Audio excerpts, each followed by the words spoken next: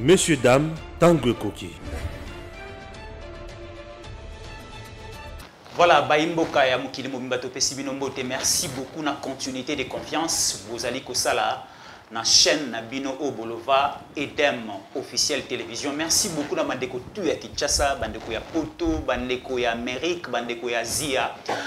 Tozali lisusu na mokona lelo pona kobeta masolo ya mboka to bibiso nyonso mokonzi ekolo chef de l'état Félix Antoine Tshisekedi Tshilombo asalaki message na ye epa ya ba congolais c'était hier jeudi alobeli mambo epele et surtout plus à se bazaki na ezali koleka na partie est ya République démocratique du Congo guerre oyo bandeko ya Rwanda baza sima ya bandeko ya M23 na ba groupe rebelle ebele bali kotungisa bandeko na biso ya partie est ya République démocratique du Congo Félix Antoine Tshisekedi Tshilombo a sololaki na baimboka a pesi message na ye tokosala décryptage ya message wana ya mokonzi ekolo toko expliquer bino toko solola na bino toko meka kosala échange na bino par rapport ya message wana ya mokonzi ekolo Félix Antoine Tshisekedi Tshilombo. Merci na bandeko no sur ya technico ba osonga biso tout au long émission oyo à la présentation eza ndeko na bino Fiston Yankole Katanku Chambo Imputu Muleba le jeudi de la presse toko yamba pona bino encore de nouveau le président ya majorité populaire Otobengi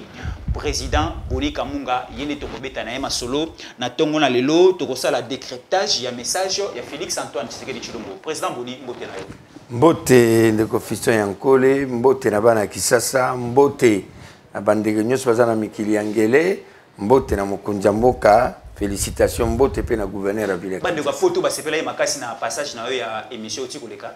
Ouais bon, premier ali que chaîne Edem TV officiel.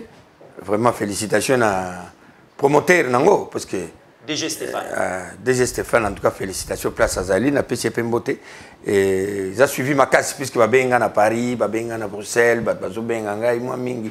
Félicitations, le bagui bien tout ça. J'ai aimé ça. J'avais écrit que les chaîne un peu locale, mais na mone ezali banda makasi. Très bien. Wana ezali maluba ya Boko Teli ya ndeko Boni Kamunga to rappeler azali président ya majorité populaire. Bandeko Balandi na conseil des ministres la semaine passée, c'était le vendredi où ezalaki présidé na Fachi Béton, ami, frère, tonton, sérieux, humble, incontournable. Wana ezali signification ya Fachi. Frère ezali F, A ezali ami, T ezali tonton, S ezali sérieux, H ezali humble, I ezali incontournable. Fachi, un président incontournable pour la République démocratique du Congo. Donc ça là, décryptage, il y a un message à Fachi parce qu'il y a un conseil des ministres la semaine passée, bah annoncé qu'il y a déjà la semaine haute zali, Fachi a roloba, a reçu la population congolaise, a solo la kilobi. A lobi nini, bandeko belé bandeko kozi la Fachi a déclaré guerre, na bandeko ya Uganda, na bandeko ya Rwanda, na bandeko ya M23. Mais bandeko belé ba sepeli, bandeko belé pe bazali déçu, yango to bengi moko. Il y a bandeko bazali ensemble na ndeko Fachi, il y a majorité populaire na kati ya union sacrée, to e ba Fachi aloba kinini. Fachi a sali appel na mobilisation générale. Fachi a sengi biso ba congolais to soutenir ba militaire na biso ba FRDC. Fachi a sengi biso to za la vigilant. Fachi a sengi biso ma mbebele to beta masolo nango awa to e ba effectivement est-ce que Fachi a utilisé langage politique ya koloba guerre ou ya koloba guerre te to meka un peu ça la décryptage ya masolo wana ndeko Boni Kamunga olandaki na biso parce que ozali moi politique ya mboka oyo olandaki na biso discours ya chef de l'état d'abord en grosso modo oyokaki ya ndenge nini ko kolobela bandeko bazali kolanda biso. Non, bandeko ngai j'ai félicité d'abord le président de la République pour le courage d'un homme d'État, un homme convaincu dans mon bazo sala. Message à président qui bien correct. A Sengi appelle la mobilisation, les Congolais sont la vigilant. Donc, c'est ce que le peuple attendait. Tant qu'on l'a vu, il va se perdre. Non, il y a unanimité à la rater. On va se perdre aux Zala. Donc, on va Fayoulou, tous ces gens-là, on se perdre à Taliban. Mais au moins, 80% des Congolais sont derrière le président de la République dans le message. Là, je suis convaincu. Voilà, Fachi a aussi réaffirmé que le groupe rebelle l'Union dans la partie Est ils allaient soutenir na Bapaya, Rwandais, na Ougandais. Fachi pe a sengi mobilisation générale congolais nyonso azala sima ya mapinga ya ekolo et aussi Fachi a sengi soutien à tous azimuts ya bandeko o bazali même la diaspora congolaise bozali libanda na ba congolais bozali na kati ya mboka tozala biso nyonso elongo to soutenir na ba direction nyonso ba institution ya mboka to soutenir na ba direction nyonso la police to soutenir na ba direction nyonso même ba force de l'ordre o ezali ko défendre biso du côté est ya République démocratique du Congo et aussi Fachi à la fin alobi non à la xénophobie ezate omoni Rwandais na balabala na Kinshasa au quartier Machette ezalité que omoni Ougandais na balabala du côté à Sud Kivu au quartier Machette Fachi alobi tous à la vigilance et aussi alobi non à la xénophobie ndeko Boni Kamunga tangu Fachi azali kosenga la mobilisation générale selon vous alinga kalobani non omoni les gens confondent choses na moment où toza sikoyo le pays est agressé. C'est connu dans le monde mobimba. C'est noir. Donc, moi, je suis réalité. Chef de l'État, c'est la diplomatie, non surtout. Pour que Mboka n'est pas dans kimia. Alors, je serai président de la République, heureux président de la République. Mon collègue est aussi la guerre, plus de 30 ans. Faut aussi lycéen. Et nous sommes derrière le président de la République. Quand le président de la République dit que, clairement, appelle à la mobilisation générale. À ce qu'il y a des jeunes qui s'enrôlent armés. En tant que président de la majorité populaire, je suis en train de faire la mobilisation générale au Mokonjambo Kassengi Bisso. Tout ce qui y a des jeunes à Kinshasa qui s'enrôlent armés dans la province, partout. Général Christian Yoka qui message chef de l'État, partout, toutes les 26 provinces. Partout renforcer l'armée na biso comme Makasi. Puis Bundé les alliés déjà. Appel à la mobilisation, elle dit qu'on a la vigilance. Dans le quartier, et pas dans le palais, voisin mon suspect. À Zaragane, quand on est comme dans palais. À la Rana, mais na moya bien, à Tambola, na Boutunda Bimi. Dénoncer. Donc, chef de quartier, chef de rue, chef de localité, Brukumeste, emboîter les pas, mobiliser la République. On doit sentir que la République s'est réveillée. Donc, administrateur du territoire, chef de secteur, gouverneur de province, tout le monde, tous se mettre debout. L'air a sonné où on doit protéger la République. Chef d'État clair à l'obi, obi même n'a pas parlé quoi. Ceux qui les loient beaucoup, ça a un problème dans la famille. Oui. Hein? Au moins, la famille, nous avons un couple. Nous avons un père de petite sœur. Nous avons un solo latte. L'air matanga, tu solo li. Baye pe kota labino. Baye pe kota labino. Donc, matanga, ça dit que, n'abinemi, donc, il y a un président lobby. Donc, ma divergence, n'habite sur le plan politique. À cet instant, mettons ça de côté. Voyons la République démocratique du Congo. C'est que jamais que je salue Adolphe Muzitu. Fumumpa, place à Zali. Il y a la Mouka. Non, il y a un nouvel élan. La Mouka n'a bloqué, bloqué, on a la Mouka ce soir. Bloqué, nous avons et puis, tu as dit que Adolphe Muzitu dans la Mouka. Voilà, bloqué, nous avons présent un nouvel élan. Ok. Asani n'a pas proposition. Atine n'a pas proposition pour l'intérêt de la République. Et voilà que les gens que nous voulons. Les Européens, non, les Européens dans la bagarre, il faut battre tout le monde à nager. Vous avez une bagarre à toucher Pembeni, parce que tu as un intérêt à Mboka. Parti à Mabele Kendete. Et puis au Kendete, on confirme que au Kendete. Mais soyons vigilants pour les Kendete. C'est ce que nous demandons. Nous battu tout. La chaîne à la télévision, la chaîne YouTube, véhiculer un message à Kitoko, véhiculer un message à bien. Comme vous avez la chaîne YouTube, la chaîne à la télévision, vous avez un M23. Mais le lobby M23 va travailler, puis les Congolais belé, les journalistes congolais belé, les médias congolais belé pour fouiller même l'information au gouvernement. Mais justement, il y a un président lobby, le chef est clair. Nous sommes à la connivence d'un ennemi. Si vous dénoncez, vérifier exact, il sera arrêté. Il doit subir la rigueur de la loi. Comment toi tu es congolais? Non.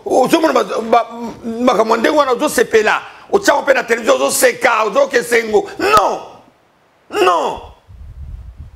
Il y a Non, moi, je suis comme Yaming Nacheno, na Eden, puisque Eden est clair, il défend la République. Ceux de mon babouzo, papa,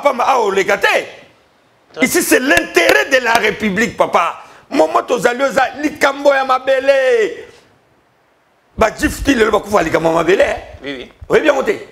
Ti, le Bakoufa, Likamo mabele. Likamo mabele, ça blague, té. Tozana mboka, boussou, soute mboko, batike la bison de yango, bakoko, na msou apesa biso. Donc, journaliste, DG, gouverneur, chef de riz, chef de quartier, Broukoumès, tout le monde, mettons-nous debout pour protéger la République. Tu as vu qu'il y a qui n'a pas infiltré tout. Mais surveillez Bango. Pas vite de ce monde rwandais qui n'a pas aérien. Pas de quoi on peut natique, hein. Il y a les nilotiques existent. Moi, na Kinshasa, tu as un Nigérien, tu as un Camerounais, tu as un commerce, tu as un Rwandais, tu as un commerce. Mais ce moment est suspect. Tu as inquiété, mais ce moment est suspect, il faut qu'on interpelle. Au bien, police, ah, Mouto Keba. Tout le monde est un peu à sa clarté. Comment tu as été le bas? Tout le monde est clarté. Bazo, il a s'accrocher à Bilo quoi. Comme Baza, peuplement minoritaire, n'est pas le baka. Sauf que nous menacé, bah s'accrocher à nous. Bah bien voilà, là on nous fait comme ça. Bah qu'il y a Nations Unies, comme Américains, tous ces bandes, bah Guterres, on a tout. Bah ça derrière, bah Kopoyo. Bah derrière, bah moi alors, non. On est en train de menacer les minorités là-bas, mais belé, mais français belé. Ah, fait le bien, tu as menacé, bah monter. Mais celui qui est mon suspect, numéro président majorité populaire, les alliés, bon, Bengingaï, on appelle le général Kastongo, ou bien to Bengi, Amouli, ou bien to Bengi, ma service est en air, toi bien, prenez le monsieur, il est suspect. Bah, auditionner. Donc, le moment est venu où tous les Congolais doivent être ensemble pour l'intérêt de la République. Allez, très bien. Président Boni Kamunga, majorité populaire, Naoti Koyo Kolobi Guterres, Lobby Monisco, est-ce qu'aujourd'hui, population congolaise, est-ce que l'institution écolo et toujours continue que ça la confiance dans Monisco, va travailler ensemble, na armée na biso pour ba bouter dehors, ba ennemi au bazali kotungi, c'est biso na partie est. Non. La Monisco est là pour le maintien de la paix. Est-ce que tu peux ça bango toujours confiance? Non. Bah ça lui plus de 30 ans na est. La guerre ne se termine pas. Guerre aussi la tête il est là. Plus de 30 ans. Donc, on va revoir le statut de Congo. On doit revoir le statut de Monisco dans la République démocratique du Congo. Plus de 30 ans dans l'Est. Quand la guerre continue sérieusement. Parce que les Congolais ont mis sur la bango. Pour le maintien de la paix. Mais où est la paix qu'ils ont menée? Mais c'est Guterres, où est la paix que vous avez menée au Congo pendant 30 ans? Ça, je m'adresse à lui. Guterres, où est la paix que vous avez menée au Congo plus de 30 ans? Qui m'a dit que vous avez Mboko? Et là, de mon côté, au contraire, vous êtes venu piller la richesse de la République en complicité. Rwandais? Vous soutenez les Rwandais? Congolais? Non, on doit revoir le statut de la Monisco. Ça, c'est clair. Alors, président Boni Kamunga, majorité populaire, il faut revoir le statut à Monisco. C'est clair, il y a longtemps, Monisco est allé mais guerre, ils ont continué toujours aux années partout Est de la République démocratique du Congo. Alors, président Boni Kamunga, chef de l'État, a le but de soutenir FRDC. Chico, gouvernement de la République et si une équipe accord. Il faut force régionale pour soutenir Bisso, force régionale les Aliwana, FARDC les Aliwana, Monisco les Aliwana. Est-ce que les Mbilinga te euros à la confusion sur le terrain? Non, il n'y aura pas de confusion sur le terrain. La force régionale les a accord signé. Même pour le moment, quand est-ce accord les Aliwana accord à Nairobi wana to 5 chef de l'État. Nous demandons au président de la République en tant que président de la majorité populaire. Réunion à Nairobi, monsieur le président, n'allez pas à Nairobi. Et ça clair de ce soutien. Toi que tu fais du Toyokani. Toyokani, tu sais l'accord. Je vais vous expliquer quelque chose d'important. Vous avez la parole. Tokei, tu solo, titi, tolobino. Bitumboyo, ponazara, tout ça là. Bisom Toponaki, Kenya. C'est le président de la République qui a proposé, à cette époque, le président Kenya, on va là-bas s'y préviser, force régionale Waneya. L'actuel président de la République kenyenne, qui arrive, président Sikoyo, à ça, c'est une logique qui a accordé. Il y a le que Kenya est comme force région est comme force tampon. Ça c'est grave. Est-ce que ce force tampon, c'est pour faire quoi? Donc, Monsieur le Président de la République, donne-moi à échanger avec l'ancien président kenyan. Hein? La démarche était autre chose. Mais avec l'actuel président kenyan, il faut son ezoya, la force tampon. Nous disons non. La juste au milieu entre le rebelle et la République. Là, il y a trahison. Donc, l'accord de Nairobi et l'Axiba faille. Donc, l'accord de Nairobi et l'Axiba faille. Donc, on doit plus tenir compte de cet accord de Nairobi. Voilà pourquoi nous appelons à la mobilisation générale de la République. L'accord a failli. Mobilisation générale, on a président Boni Boyali Gosenga. Ezali, jeune base en machette, ezali, jeune base en manoki, ezali, population, et se prendre en charge. Nous, un message à Laurent Désiré Kabila à l'époque, au Lobaki, Congolais nyonso, Kinois nyonso, oza na Lubumbashi, oza par-ci par-là, zoa machette, omoni monguna, papaye. Est-ce que le message... Non, nous sommes des démocrates, on ne peut pas appeler le peuple, il y a qu'on machette, non, nous ne disons pas ça. Quand on dit appel à la mobilisation générale, c'est appel, il y a surveillance.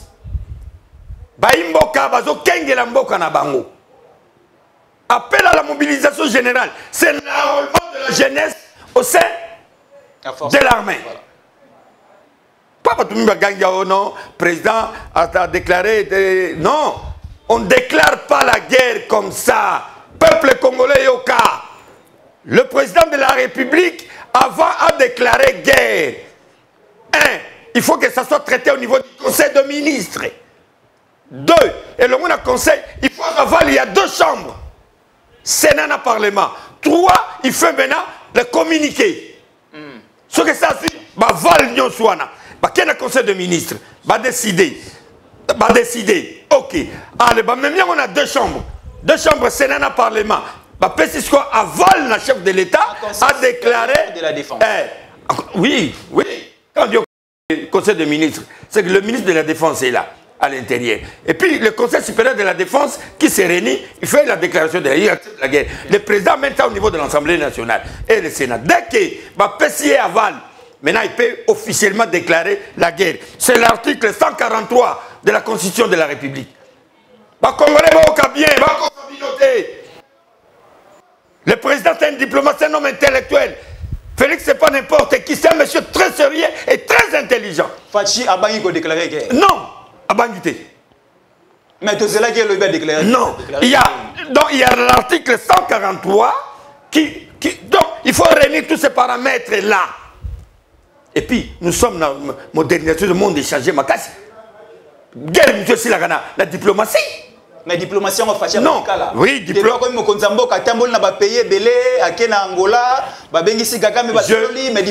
Je voulais vous informer. À l'époque de Mobutu, à l'époque de Mobutu, c'est ce que nous avons. La Zambie avait à Kotakina Mabele Nabiso, à ce qu'une partie du territoire congolais. À l'époque de Mobutu. Et qui Mbilinga mais si là qui n'a pas de négociation, la diplomatie. Bakanga qui sont pendant 10 ans, combien?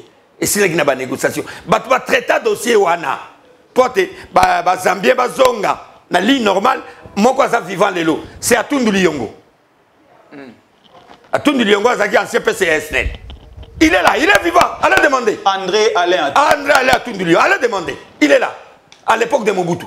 Tout ça qui conflit dans Zambie. Vous comprenez? C'est pour te dire que mes preuves en est encore. Aux hommes, on a Ukraine. Oui. La Ukraine, la URSS. La guerre continue. Mais la diplomatie est en train de jouer. Diplomatie, ils ont continué, gaga. Donc c'est pour te dire que les armes peuvent parler, mais la diplomatie peut aussi faire taire les armes. N'amenez pas le président de la République parce qu'il y a des gars qui ont non, nous partons en guerre contre le Rwanda. Ah, le Binotou récupérer. Ah, Binotou récupérer récupérer. Non, voilà, non. C'est un légaliste. Il se réfère à l'article 143 de la Constitution. Et puis, ce sont soi-disant les peuples minoritaires. Ceux qui ont déclaré qu'il y a guerre. Donc, il y a une guerre. Alors, on a déjà Guterres na équipe na bango ya Nations Unies ba Telemi ba Union européenne ba Telemi voilà non, mais nous avons déclaré la guerre intellectuellement. Quand on appelle déjà la mobilisation générale, c'est pour la haute surveillance. Net le on a Goma suite à comportement de Monisco. Sauf Monica à Monisco, bah massa comme on a tout suspect. Eh non, attention, ça c'est la Monisco, non, rentrez chez vous. Rentrez.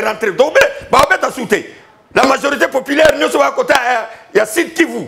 Surtout dans Goma, bah il y a un président qui est bango soutenir. Non, Kivu. Le président qui est bango soutenir. Mais surtout Monica bango, tu sais bango tourner le véhicule, hein, tourner. Allez, bosonga. Bah comme la complicité, bah là tu sais quand même. Bah Rwandais, bah là tu sais bah Rwandais, bah tenir na bah toi na Monisco. Donc, bah 1-23, bah là tu vas tenir, il y a des soldats sud-africains, des soldats kenyans. Voilà. Or, bah Zokota, kuna bango zali ke ba déstabiliser Goma. Mais je vous dis, ça va pas réussir. Je vous dis M23, ça va pas réussir. Binonde boko bimana Kagame. N'a pas communiqué ya, permettez-moi na côté sur matière en mi. N'a pas communiqué ya Union africaine. Mais ça c'est triste. Balobinini. Oh bah il faut donner kuta na Nairobi et en plus il faut un dialogue congolais. Dialogue avec qui? Avec les gens qui ont tué les gens, avec les gens qui ont le sang. Et nous demandons maintenant cette Union africaine de demander le dialogue entre FDLR et le gouvernement rwandais. Mais est-ce que c'est un dialogue ou pas? Puisque tout le lot, FDLR bazawa, bazoki makagama obumaba. Kagame dit que nous sommes entretenir bateau bazonga ba quoi isaïe. Mais que la communauté internationale réclame le dialogue rwandais. Mais oui. Nakati DG a aidé à contredire Ngaïté quand même. Voilà. Non, nous demandons le dialogue inter-rwandais. Voilà un message au ne pas président Macky Sall. Il y a un président actuel, il y a une africaine. Il y a une africaine. Président Macky Sall, vous êtes un démocrate. Aussi pouvoir en tant que démocrate, mais demandez-nous, ça est le dialogue inter-rwandais. Puisque bah FDL, na Est wane belé bah non. Puisque moi je veux tout pouvoir exact. Kagame c'est la dictature. Même bah na Belgique, bah c'est un dialogue rwandais. Biso peut bien dialogue inter-congolais. To sala ga yango déjà. Oya siko to sala yango te ma voix biso to sala biso etali yote. Rwanda pe sala. Rwanda sala nanu. Dialogue inter-rwandais. Siko au président Boni Kamunga, bandeko ya M23 pe ba osenga dialogue na Kinshasa. Na ba revendication na bango ba osenga M23 écoute pe na kati ya gouvernement. M23 écoute na kati ya société civile. M23 écoute pe na kati ya armée. À l'époque, en 2009, Ndeko Kabila andimaki et par après Aïko Baluka et c'est pour cela que l'eau va retomber et que l'icolo y a Ndeko Fachi. Est-ce que l'eau Fachi a eu Kondima, M23 écoute en armée, écoute en gouvernement, écoute en société civile pour qui met sur la partie est. Conséquence, il y a beaucoup l'élo en armée, c'est le brassage et le mixage. Brassage et mixage. Au moment où il y a un idiot, un imbécile, moi, je ne sais rien, parce que je suis général. Colonel. Asala et le combo côté. Atanga, à brevet d'état-major, un technicien d'état-major, au colonel général. Colonel général. C'est comme ça que Kabila, peut-être qu'il va poster. Obi Kabila n'a pas belé. Obi Kabila. Ah, Nzambe. Ato Inzela Kassa et Kinshasa. Nzambe. Tikala va théâtre, wana va distraction. Ah, Kabila. Le bagandenge. Félix est démocrate. Si c'était moi. Kabila est en prison. Père à alternance. C'est tika ba pas mal de la démocratie. Tika ba je wana pression to chaga le gars ya numéro tika pouvoir. A soit pression mon nom mon tena kina. Biso to ba bonito teleme la kina ndenga black. So so mundo salaire mutu no me ko do pouvoir. Bo ki ma bino nyoso. Il a compris que danger. Alors cause il y a destruction armée na biso, c'est le brassage et le mixage. Vous le savez. Alors nous n'allons pas tomber dans cette erreur. Monsieur le Président de la République ne dialoguera jamais avec l'homme 23. Pas question, pas question. Ni le Rwanda, ni l'homme 23. Conditions Zamoko, quitter le Congo, point barre. Solingi, okoma soda, oye osarole, neti batu nyonsu, okoti na armée. Et ça, toi qui civil, moko boye, na mboka kuna, quand Simi Munduki, olobi, non, non, non, je dois être ministre, neti bamboussa nyamouissi, tous ces gens-là. Sont devenus des ministres puisqu'ils ont touché les armes. Roger Lumba. Roger Lumba, là, sont devenus des ministres puisqu'ils ont touché les armes. Kabila, puisqu'ils ont touché les armes. Tout le monde va cantonnier. Ti va comme président de la République. Mais oui. Président Boni Kamunga tient la. Non, non, Mboke comme na Makambo et Zabango. Batikele biso Congo détruit. Rwandais partout. N'a pas fonction. N'armée. Haute trahison armée. Mais vous voyez, mobilisation générale de Salem. Tous ont surveillé Bino. Et tous ces généraux-là sont permettez-moi les termes. Parce que Batoumabe, yo moni soda zana bitumba. Batindi mbongo, bon détourner mbongo nae. Ration ba soda besoin détourner. Alors bino ba généraux bo vimba mabumu, botonga ba immeuble, basi na bino na ba na bino batanga na ba poto. Ba soda ba mona passe totel melibino. Mobilisation générale. Ba nomination au Ndeko Fachi a otiko sala avec Christian Chiyoyo équipe Nyonso Oya Bachibangu to ko lo bandi déjà ko foot. Ouais, ça va porter la folie. Eko botambuma kitoko to lia. To za na confiance na bana mboka. Bana mboka, bana souci mboka ko leka. Taba jenem bala blok ba to sala. Taba yav blok ba to sala. Non. Ba miss. Ba non, eza mawa. Eza mawa mitema be. Aussi mbaté. Et tant que Félix Tshisekedi sera chef de l'État, le Congo restera uni. À ta partie à territoire moyo kendete. Au moins Bounangana, Badjana ba ogazei. Mais ça fait longtemps même dans le discours il y a Ndeko Fachi à lobby Bounagana depuis le mois de juin juillet ils allaient occuper le loto qui est déjà dans le mois de novembre. Ça fait longtemps. Qu'est-ce qui manque pour te récupérer ma belle? Récupérer en et ça c'est le lobby d'une manière géographique. Bounagana ils ont représenté économiquement ils ont représenté et là comment il y a ma casse pour n'amboka na biso. Ça fait longtemps. Et ça va stratégie militaire. Et ça va stratégie militaire comme ils sont dans la place publique. Mais on va récupérer ça. Guerre où mais là. Kobanda guerre est non facile, mais aussi ça moya et où mais là, bien monté. Kobanda guerre est bien, mais aussi ça moya pas si. Voilà, très bien, Président Boni Kamunga, mais Tozo Pesabino, rapport 2022 selon Global Power, la République démocratique du Congo, armée Nayango, ils allaient occuper 11e place, à la première place, ils allaient Égypte, 2e place, Afrique du Sud, Algérie à la 3e place, 4e place, Nigeria, 5e place, Maroc, et à la 11e place, ils allaient République démocratique du Congo, Tomoni Kenya, et NAC, Tchad, et NAC, Zambie, NAC, Ouganda. Ils allaient à la 15e place, Rwanda, Batangiango même pas. Mais ils allaient étonner biso, comme expliquer RDC, ils allaient 11e. Mais les pays où ils allaient agresser biso, ils allaient na semakasi simana biso, mais si les autres ils allaient récupérer à moté. Et c'est pour cela même dans le message à chef de l'État, président Boni Kamunga à lobby. Il y a même des Congolais au Bazali Batraite. Bazana Kati Yamasolo, Bali côté quand même, plan gouvernement, Bali côté quand même, plan et armée Nabiso. Et aussi, ceux qui ont été na Sima, ne combo au président du Parlement, à l'obéla qui va député quitter le groupe rebelle. Est-ce qu'il y a un message qui a relancé dans les Congolais Oyo, Bamikoti si dans le groupe rebelle ou pour tirer à dividende? L'M23 trouve des armes. Quand Guterres, moi ce monsieur-là, il a des problèmes sérieux avec moi. Quand Guterres dit ceci, que l'M23 a ça Mindu Kimoko, mais ils sont en moté. Monisco est en moté. Alors allez-y comprendre. Allez-y comprendre qu'est-ce qui se passe. Le plan était bien. Félix qui déjoue le complot.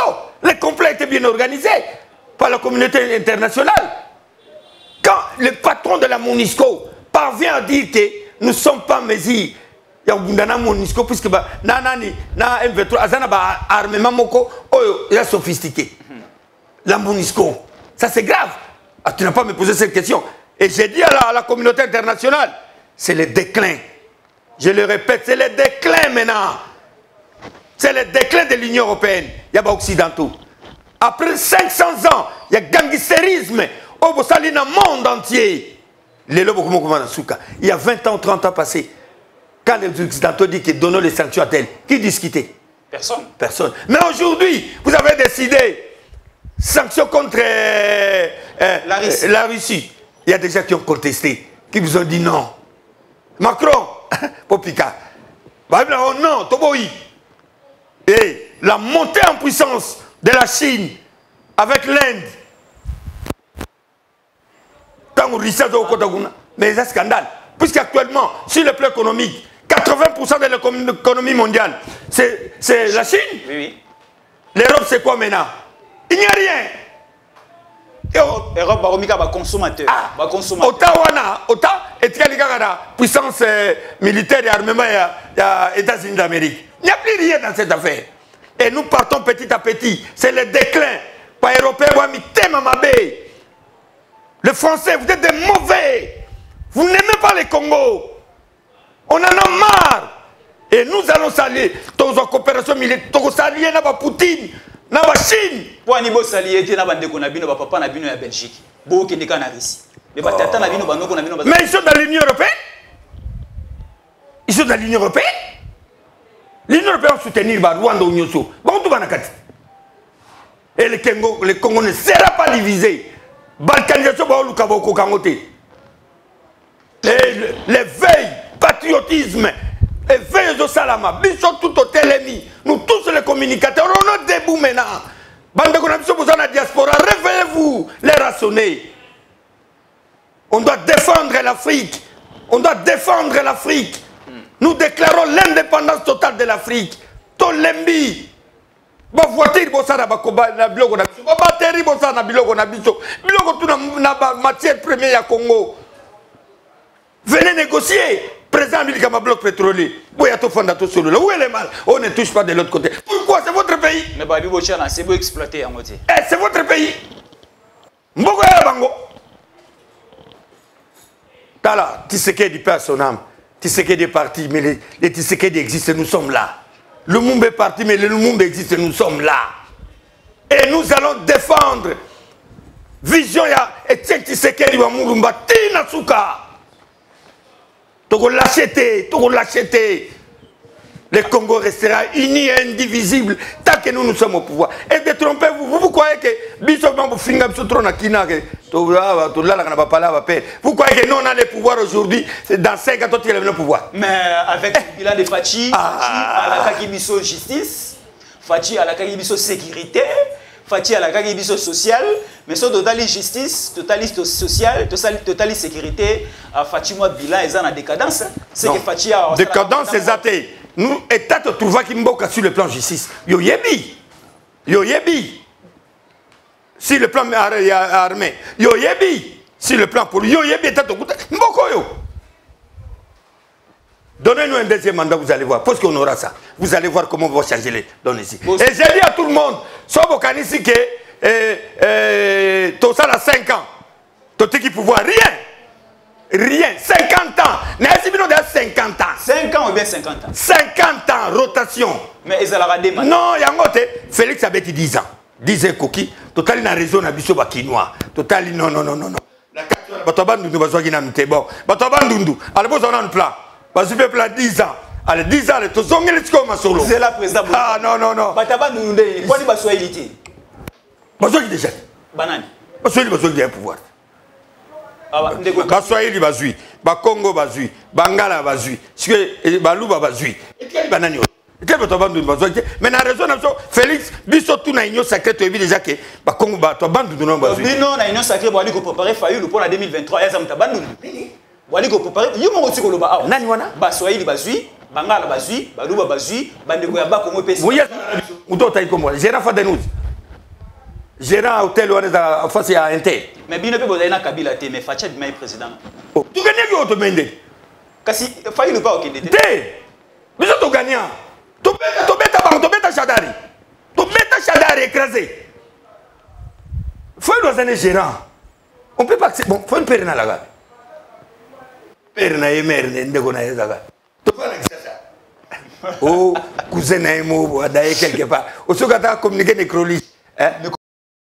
Que les gens de Fadenous les décès des autres. Asa mtoba ndudu. Oui, oui. Mboka ni nao. Asa ba mutaba masimba nimba kuna. Tu Olivier Kamita. Tu Olivier Kamita ça bien. Donc majorité populaire et lobby Félix Tshisekedi na IDPS na Union Sacrée Mobimba baza na 50 ans na pouvoir. Ya reine. Après Félix eza Bandundu. Bandundu on avait Mbosso. Non, bon ça vient. To aza pe bien. Na habité, nam to lobby teme. Bon, on est la majorité populaire de lobby, le pouvoir ne partira pas avant 50 ans. Bon Mbosso c'est à Kolito ko chata Chantilly Ngobila po aza pe proche ya. Ouais, ça l'idée. Actuellement na grand Bandundu c'est le grand idée. Avec la CP, Ngobila c'est en montée en puissance. Tellement bon ça na kisasa. Qui a cru à ça? Gouverner ça les gars ça maman Ngobila ça na kisasa. Asaini.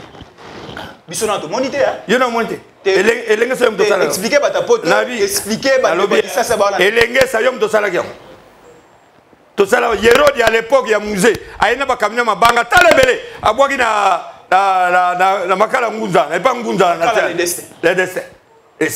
Et ça la maté. 60 après, Ngobila na osanzela. Avenue Mombele bazo sala. 60 après. Qui quitte bazo sala. 60 après. Pour ne citer que ça. Sur le leadership, il y a président de la République Félix Antoine Tshisekedi Tshilombo. Quand il y a un ngiri ngiri ne comme elengi. Mais qui ça sur la politicité. Non, papa. Bonima, wana mitema likundu. Wana mitema likundu. Bonima pe batu. Moutino ça parfait, on peut pas faire tout mbalamoko non. Qui ça inondation, inondation na poto inondation seulement. Tu na DG Eden. Ah ça. Agi na Paris inondation ça na Paris. Yo monika ya. Les États-Unis inondation ça la kayakin. Tu as kin gentil ngobile dans ça inondation. Si bazo kire ba rivière. Sombu le sel derrière. Bino mo tchaba tu banda ku partout. Lido respect même il y a lido za sous-soudé.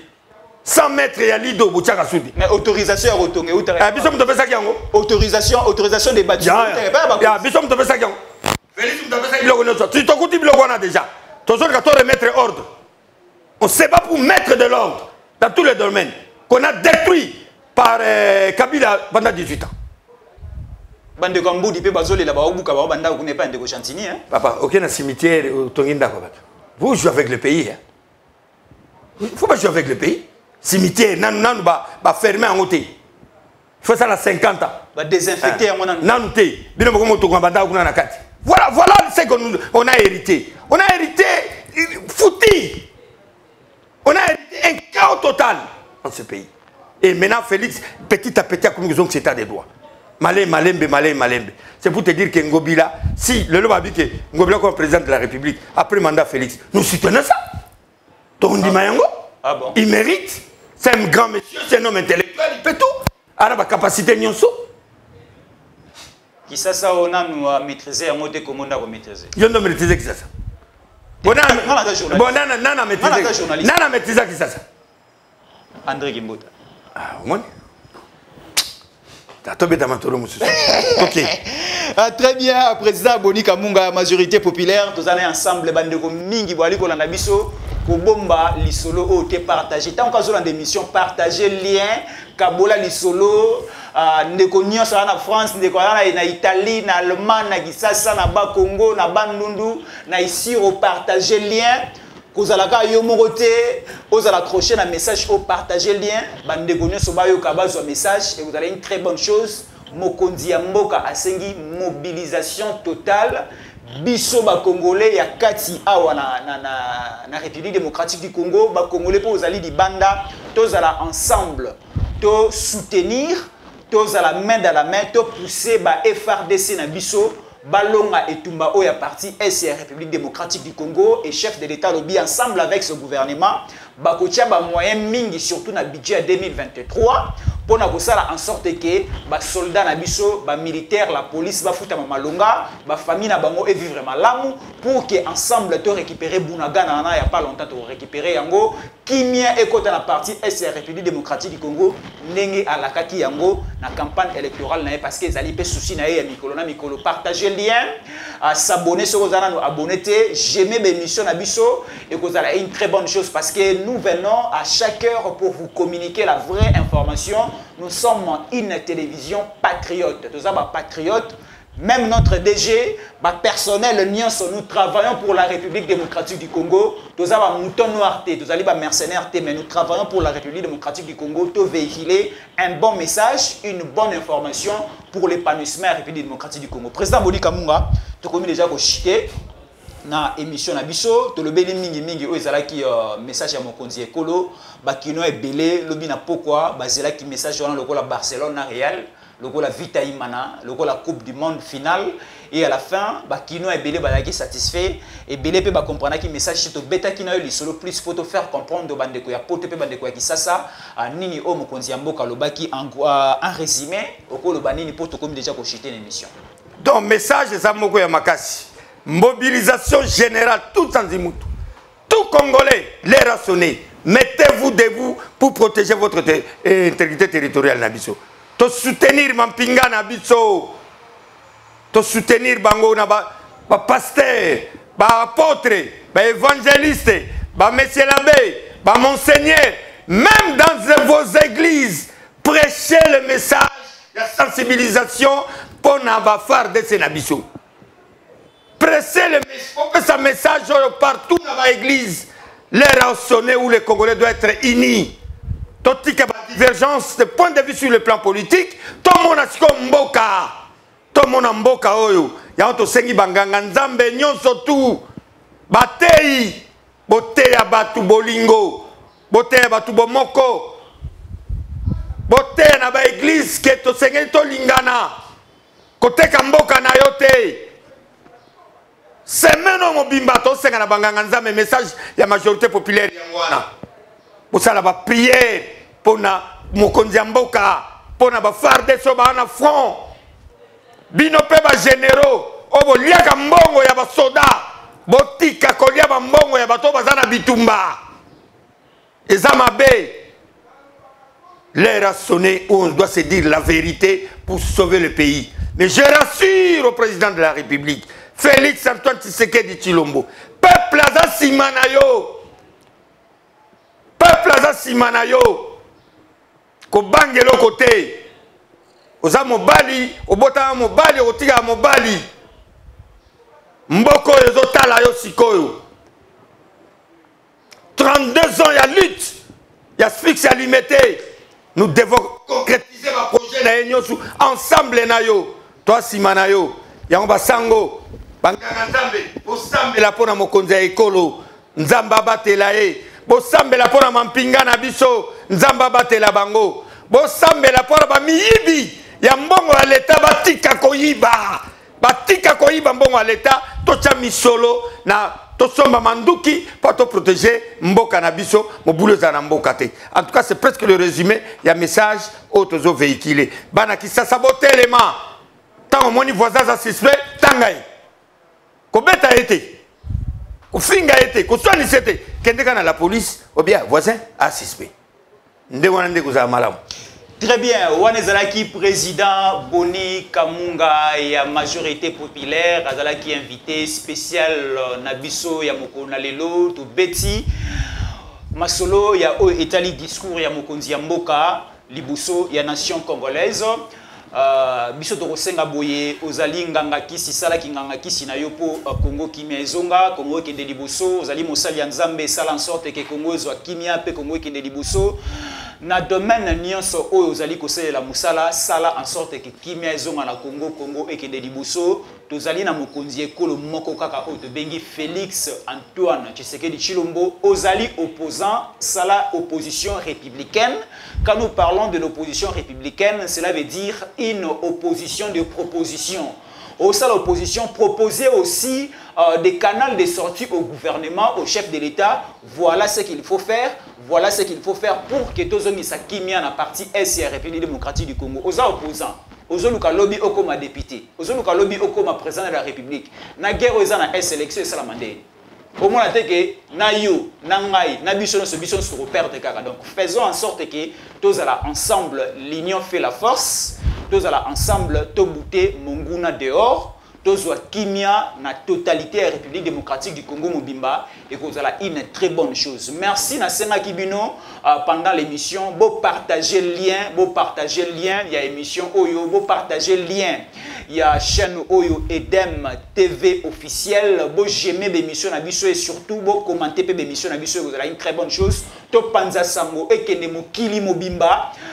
Nako panza sango Oyo ça en sorte que Monguna Akota Malili, Monguna Abanga Yemoko Abanga déjà comme qui mais la royaume une très bonne chose, c'est une façon pour nous il y a qu'on contribuer pour na kokende libuso ya mboka na biso. Merci beaucoup na DG Mokonzi Stéphane Oazalaki na Simana biso pour nous prêter aussi main forte et aussi merci beaucoup à la technique. Merci na bande retour bolandi biso pour partager l'émission na biso.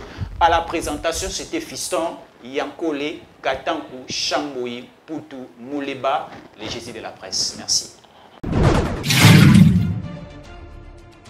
Messieurs, dames, Tanguy Koki.